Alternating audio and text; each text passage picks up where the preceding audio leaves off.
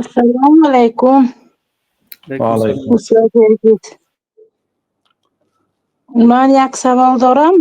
دینه یک عمه من نبیره دار شد ینو کلندشان نامی پسرچه را ادم میمونم گفته است. این جایز است؟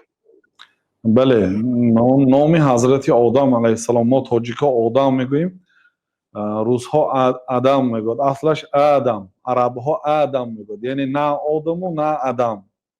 از سبب آن که مثلا در زبانی ما ودرینی نیست، این اصلا مرد میگوید، به زبان عربی مرد هست. آدم، حضرت آدم میگوییم ما به زبان تاجیکی.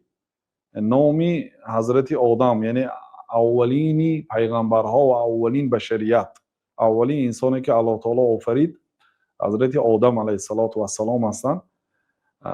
اصلا وقتی که مثلا در زبان عربی آدم نوشته میشه در بالای الف فتحه هست، یعنی آدم خوانده میشه، لیکن مدش هم هست، آدم خوانده میشه، او خوانده نمیشه، آدم نه هستش، آدم. آدم هم نه، آدم معنای آدم نمیتید. اینو آدم میگوید. مثلا در مردم چچن بسیار است نام آدم، آدم میگن، آدم اصلش. بله نامش آدم مایتون.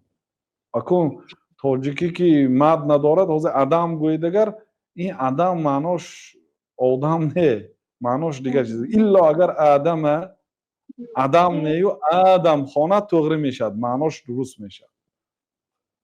برای بعد همین ما روستر است از عدم آنها. در اینجا عمم راضی نشده و یا گفتیان که من یوسف میمونم گفتیان همون با و یا امین و سوالی مرا رسان هم نو گفته و اکرم همون با اشما پرسیده میگم میدم. هر دوشم نامی پیغمبرها، حضرت آدم ابوالبشر پدر آدمیزاد و حضرت یوسف هم پیغمبری الله، هر دوشم نامی خوب است.